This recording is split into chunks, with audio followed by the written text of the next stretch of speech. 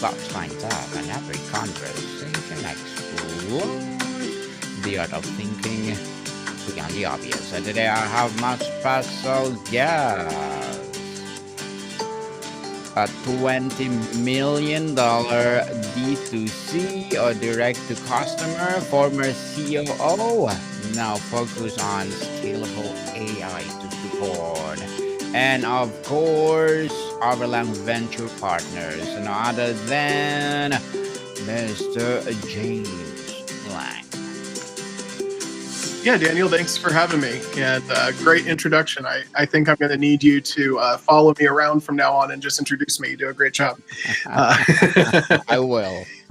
Yeah, and thank you for the invite. I'm excited to talk about sustainable AI and dive into the ways that companies can, deal with the challenges of scaling and, aggressively evolving to kind of meet the challenge of AI, and also doing it in a way that instead of removing people from the equation, we make the people involved 10 times more valuable. So no job loss, just job enhancement. And thank you so much for sharing your knowledge and wisdom to the world, Mr. Thank you, Mr. James. Sustainable AI is a broad term. Beyond just energy efficiency, what are the three core pillars that define a truly sustainable AI system? Is it environmental impact, social equity, or economic viability? So when you talk about sustainable AI, what I look at is it economically feasible for a company to utilize? So one of the main challenges, compute has never been more expensive. And we're really going through this period in life where we've gone, if you look back in the 90s, like I'm 35, but if you look back like when I was 8 years old, late 90s, suddenly the internet became a thing. If you remember those modems and the sound of trying to connect, right? I do. So yeah, we're in one of those evolutions though. Like imagine people back then saying, I don't want to use the internet. Those Mhm. people are dinosaurs overnight. Well, we're kind of in the same place here. A lot of people are saying, I don't trust AI, I don't want to use it.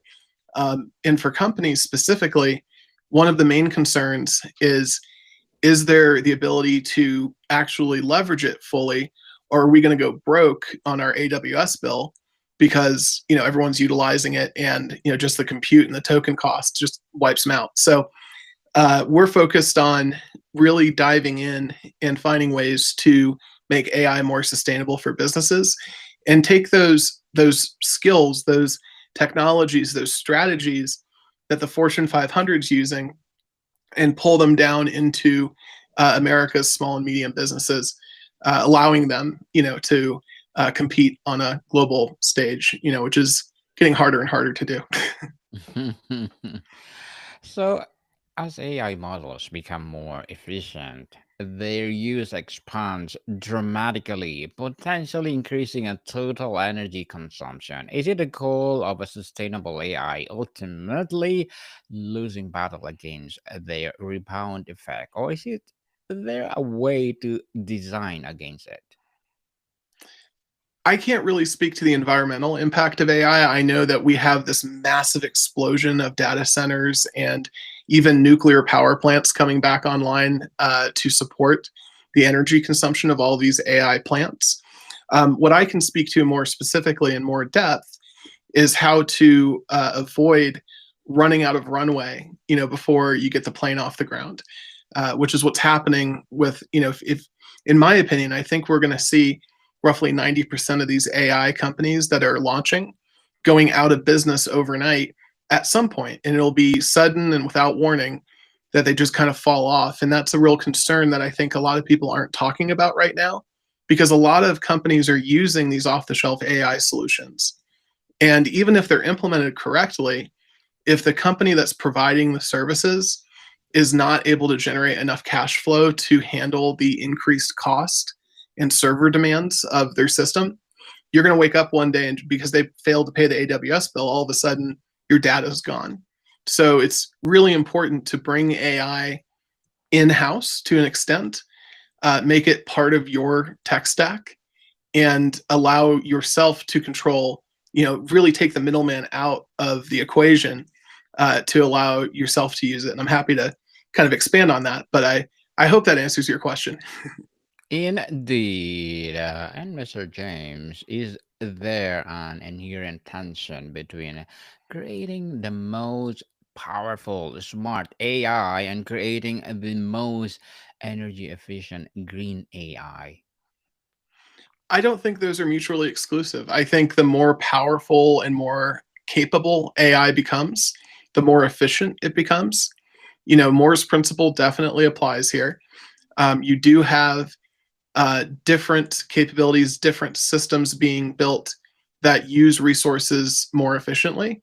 So I think really there's not a lot of tension there. I think you get to the same goal whether you're trying to make AI smarter or trying to save the planet, from this massive power drain that the grid's going to experience.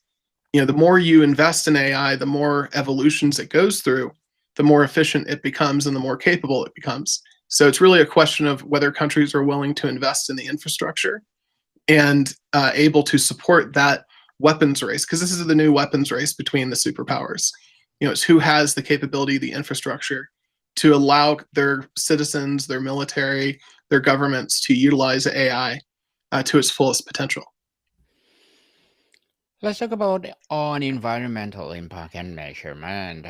Mr. James, the training Yep. of large models gets headlines, but what part of the AI life cycle, data storage, interference, hardware, manufacturing, or end of life disposal has the most underestimated environmental footprint? So the environmental footprint of AI, I can't really speak to that necessarily. That's a question for people far smarter than me. You have the Sam Altmans of the world running OpenAI and having these huge infrastructure systems. I'm not personally witnessing a huge amount of disposable tech. Like people like to give Amazon a hard time all the time for, the fact that they throw these e-readers out there that are not exactly the most uh, long lasting. They're meant to be disposable tech that you just replace instead of repair. Um, that kind of concept doesn't seem to be applying to these data centers. Once you put an infrastructure in place, you really want to amortize that cost. And so, from that perspective, you're really not seeing a lot of server hardware being thrown out the window. It's once it's installed, it's being run for as long as it can be. So, from a recycling standpoint or a waste or e-waste standpoint, I don't see that being a major concern. I think really you're talking about energy consumption and how to feed the beast as it grows and does more and more. And the thing that maybe is helpful here is to think about the landscape of AI and servers and tech in general in the cloud.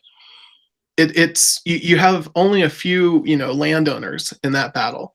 You have Google, Microsoft, and Amazon. They run and manage over 60% of the web traffic every day. Mhm. So they're the landowners right now. And so people are building within their sandbox. The beautiful thing, though, is because these people are so huge, you have economies of scale. So you have efficiencies built in, you have securities built in.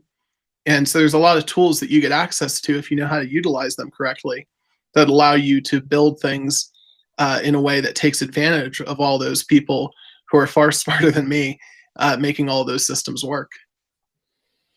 On ethical and social sustainability, Mr. James, Uh-huh.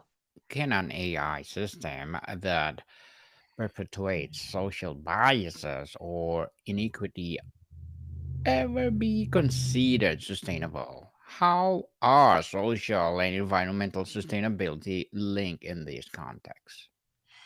I don't think that you're going to find that being an issue in general with AI. You have to remember that AI is created by humans to act like humans. So the same emotions that you have, for example, AI doesn't want to fail you. it's kind of like a butt kissing employee, right? It wants to deliver to you what you want to what you want it to do, right? And if we're building AI and these models and these LLMs based off the concept of um, being more human-like, and being able to do tasks, I don't see the bias issue as much. You can look at two different uh, public models. You've got Grok and you've got OpenAI or ChatGPT. And the way I like to look at it is Grok to me is that, mechanic down the street who's a bit rough around the edges and says a lot of things that maybe aren't politically correct, but they're still helpful and they know how to fix a car. Grok is more like that, where and oftentimes more useful actually. Where ChatGPT is more of that white collar professional who will stay in their lane, be politically correct, do all the things that you're supposed to do in polite society, but sometimes they don't, really, they're not willing to get their hands dirty. They're not willing to get down there and talk about things that would be borderline. So you have two philosophies that are competing right now. Grok is very open in that regard. It's literally reading off of X and consuming all that information as its knowledge base, whereas ChatGPT is using a 12 gigabyte zipped up file, basically a massively shrunk down and optimized screenshot of the web from a few years ago, along with the ability to go onto the current web as it is for its database, but it's running, or for its knowledge base, but it's running through all these filters. It's constantly checking to make sure that it's being polite, that it's doing, engaging in politically correct speech. So it's the tale of two cities, right? You can choose which one you want or what experience you want. When you go away, though, from the public AI models that are out there, and you move more internally and build on your own infrastructure, which is very possible now. That's what we're doing. You're able to create these walled gardens. So one of the challenges is, hallucinations with AI. You'll get this information that comes in that it looks kind of believable, but it's completely fabricated. If you operate your AI engine off of a closed walled garden of information, it doesn't go out into the web and just come up with its own thing. You're going to get better results based on your training, your coaching of the AI. So really what we're doing, and I just want to be clear on this, that, people are very afraid of AI right now, but all AI is really doing is it's shortening the distance between the average human and the ability to make computers do things. So instead of needing to learn how to code, you can just tell it, you can prompt it. Prompting truly is a second language, but there's a lot of similarities between prompting and how you talk to people, that work for you. How do you communicate your needs, your expectations clearly? How do you give feedback, and how do you refine the results that your team members produce? Same thing with AI. And again, all we're doing is we're taking away that barrier of code and making it more conversational and agentic. How would you refine? For sure. And the creation of AI depends on often low paid ghost work for data labeling and content moderation. That sustainable AI have responsibility to ensure fair labor practices throughout the supply chain. That's going to come down to society making a choice. We have to, government has to regulate corporations. There's a place for that. But it's a balancing act. You don't want to over regulate and stifle innovation, right? So this is very similar to the debate over like Uber and Lyft and all the gig economy, quote unquote, jobs that are out there where there's no benefits. All the risk is shifted to the provider, and they are basically just moving money from one pocket to the other. They're really not making much of a profit, but they see so much revenue from all their activity. They think they're making a profit. They think they own their own business, but really they're captive to this platform that sets the price and determines what they get to do. So if you're talking about, worker equity and fairness, the challenge is you're not going to solve that on a company level. You're going to solve that on a societal level because everyone's playing on the same playing field. And so if a company chooses to do things that are more ethical or maybe judged to be more ethical, what happens is that company is now at a disadvantage to the company that does it the other way. And so you can't really expect companies to change. Now, I don't have a lot of faith in government. We've had this horrible polarization in our country, and everyone's separated into their silos of information and communication. And it just seems like we don't have enough mingling going on. People getting out of their bubbles and remembering that everybody around them is a fellow American in our case, and in my case at least, everyone around me is a fellow American, and regardless of political viewpoints. But if we can figure out ways to tackle these things as a society, that's great. I don't have a ton of faith in that. I have a lot more faith in the likelihood that individuals can make change in their own circumstances, their own situations. So using that Lyft driver as an example, if they learn how to utilize AI and learn how to, kind of transition into more of a service industry or tech-centered area of life, they're going to become more valuable. And so what I look at is, again, going back to what I was mentioning earlier, where, back in the late 90s, you had people who said, I'm not doing things this internet way. I'm using my fax on my phone and I'm not messing with it. Mm-hmm. Those people are going to wake up one day in the not too distant future and find themselves completely on a cliff with nobody else to save them. You have to learn how to use AI. You have to start engaging it in your daily life, and finding ways to work with it. Because if you do not have AI literacy or prompting literacy, your ability to compete with other people in the workforce is going to diminish. Whereas if you figure out how to work AI into your workflow, and it's not a replacement, it's very much an enhancement and a thought partner.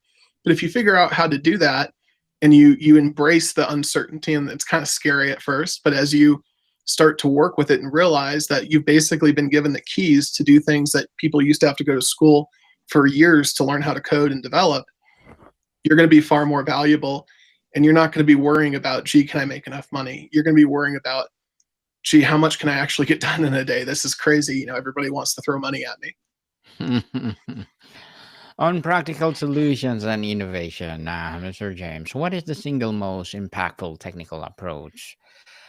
Specialized hardware, or model compression, or better data curation for reducing AI environmental impact in the next 5 years? Well, what you have to do, so I go back to, I'll tell you the story of what we solved and how we ended up here. So when my buddy Jeff and I got together, he had a deep level of experience in AI and big data in the same way that I have a great deal of experience in e-commerce and scaling startups and operations and all that fun stuff. So what we wanted to do, because I'm not that smart, he's a genius, but I'm not that smart. I go, well, wouldn't it be cool if we took a quiz, right? And that same quiz funnel, if in addition to like being able to ask 5 questions of your target audience, what if you could also have an AI chat integrated there, so you capture more information about your prospect and you allow them to engage on their terms conversationally if they want to.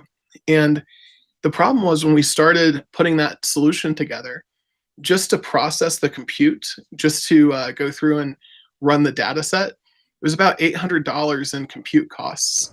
Whereas fast forward to what we've done, 6 months later in building our own infrastructure, is, we've gotten that compute cost, which therefore is less energy, less hardware consumption, all that stuff, down to about $4 in cost. So, it's a pretty big difference, right? And so when you're talking about the ability to make it more environmentally sustainable, you're looking at 2 core areas. You're looking at the AI engine and you're looking at the data storage. So what we worked on was creating a data vectoring system that would allow you to much more efficiently store your information and make it accessible to AIs for processing. And at the same time, create a wrapper within which you could install about a dozen different, really any AI model that's out there, you can install into it and have it run. But we found about a dozen that we like and we trust. And so we can plug and play based on the actual task that's being completed. We have the ability to change how we do the data vectoring and also change which model we're running within the AI engine.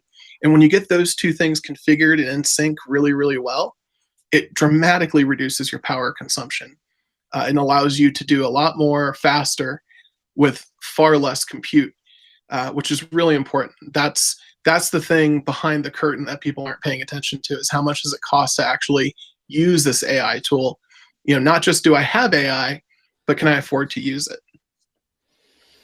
Interesting, Mr. James. On business and adaptation, is the compelling business case today for a company to choose a more sustainable but potentially less powerful or more expensive AI solution? Where the incentive, Mr. James? No, it's actually the opposite. You can actually build your own AI infrastructure for very little. What I like to say is, if you can afford to add one more person, full-time staff plus benefits, one more person to your team, you can afford to integrate AI on your own infrastructure, which is far more affordable and far more efficient. Um, so that's really where this is going. Is we're getting away from, everyone's so focused on the chat GPTs and the Geminis of the world, the things that they can play with, that the average person can interact with. But what's happening at the Fortune 500s is they're building their own infrastructure and their own AI capabilities that are not public facing. They're meant to interact, engage with their different data islands, provide, create the knowledge base from that, and allow their teams to use it as a thought partner. And so that's what we're doing for these smaller companies relative to the Fortune 500s. They have for them it's a rounding error. For small and medium sized businesses, it represents a real investment. So I don't think the premise is the correct one in this case, because we're in that shift now where instead of having to pay a token cost every time you send an API call out to one of these public models with the public infrastructure that's available, that gets very expensive very fast. Where if you have the infrastructure internally, it's more secure and it's far, far more cost effective and power efficient. Mr. James, Overland Venture Partners, grow your business, engage customers, ride the AI wave instead of getting crushed. What it's all about. Yeah, so my buddy Jeff and I, we grew up in Virginia Beach together. We both made Eagle Scout at the same time and Boy Scouts, all that fun stuff. And in Virginia Beach, if you ever visit, you'll notice that there's dolphins everywhere, and not just in the water, but out of the water. They have these dolphin sculptures all over the place. So what we were thinking to ourselves when we were coming up with the original business concept that we have kind of moved or evolved from because of the AI solution that we built, but the original concept was, how do we bring people together? And you call a group of dolphins a pod. So how do you bring a pod together that will actually surf this wave rather than getting crushed by it? So if you ever see dolphins playing in the waves, they'll swim parallel to the shore as the wave comes in, and then as it gets closer, they'll jump out and play around or hunt or fish or whatever. But for us, I feel like the psychology right now is all these business owners, they feel like there's this wave coming, this AI wave, and they don't understand it. It scares them. The uncertainty scares them. So if we can find a way to partner with and provide a trusted voice, AI is just one tool in the toolbox. And there's many places where you shouldn't use AI because it's not efficient or it's not effective. But if you implement AI correctly along with a variety of other solutions, you're going to have a system that actually works with your existing tech stack, that gives your team the ability to do more. And you're not going to waste your time on all these, what I call them is like fake AI consultants that are running around on LinkedIn who, last week they were experts on real estate. The week before that, they were experts on Bitcoin. It's whatever's trending. But there's a lot of, if you talk to most business owners, you're going to hear horror stories of, yeah, we bought this AI solution. They said it would do all this stuff, and it was just AI in a box, and no problem, it'll be great. And we paid a lot of money for it, and it either didn't work or it did work, but it wasn't really compatible with our technology. It pissed our people off. And, the worst outcome is you have people quit because they feel like, oh, well, they're investing in AI and I heard AI is going to take my job. So therefore, I need to, start looking to work somewhere else where they're not doing this. So you need to have the people and the process aligned with AI where it makes sense, with other tech solutions where it makes sense, and not get suckered into using AI incorrectly and damaging your business and damaging your relationship with your customers and more importantly your team. Well, congratulations, Mr. James, for sharing to the world. And flip this AI. How is AI itself being used as a crucial tool for sustainability in climate modeling, grid optimization, and material science? Does the benefit offset its own footprint? I have no idea. I really, that's just I never want to dive into things that I'm not an expert on, or pretend to be an expert on things that, I'm not. So that area I can't really speak to. There's people far smarter than me in our universities and with nonprofit organizations, really focused on that, and government agencies. But that's not something I can speak to. I don't have any experience in that area. So, Mr. James, before we wrap up our discussion for today, I'm inviting you to please don't listen to my other podcast, people. My other podcast, because my abstract essay is already in fifth season, abstract poetry in second season, and mod book 101 review in fifth season too. Comedy 101 in second season, and my food 101 in sixth season already. Geography 101, love letters, movie 101, music 101 or fourth season, science 101, sex 101, and second season of my baby podcast, law 101, mental health 101 and Bible verses 101. Please listen to them wherever you listen your podcast.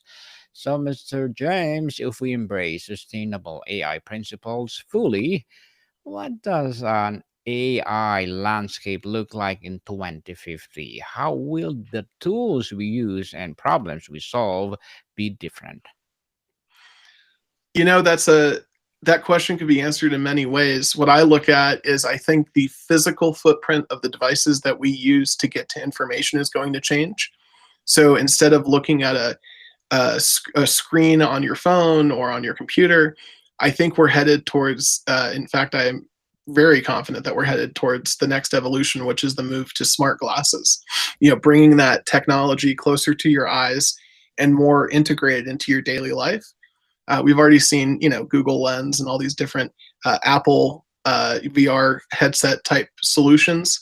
They're very expensive right now, and they're pretty limited in capability.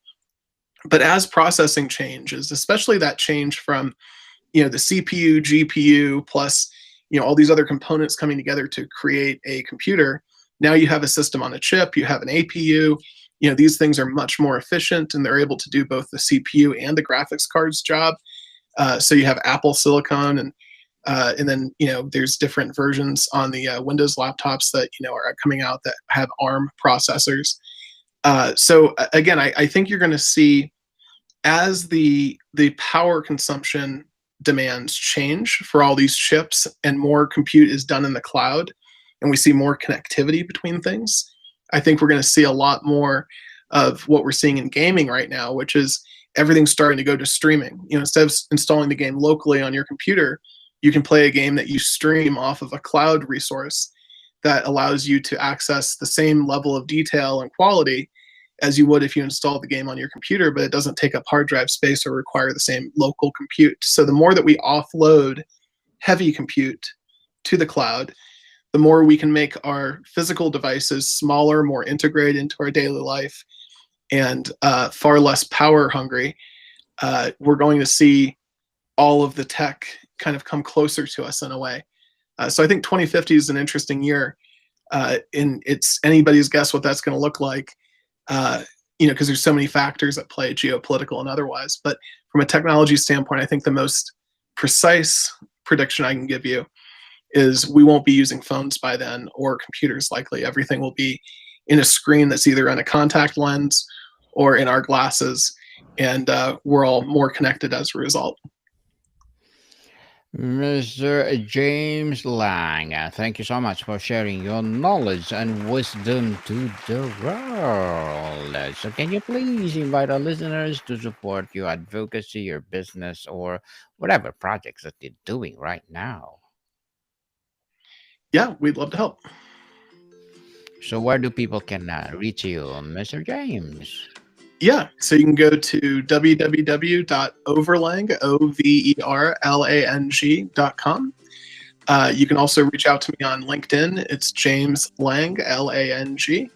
I do respond to every LinkedIn message and really love connecting with people who are early in their journey and giving them some insights and giving back to people, so they can avoid some of the stumbling blocks I experienced during my first 35 years.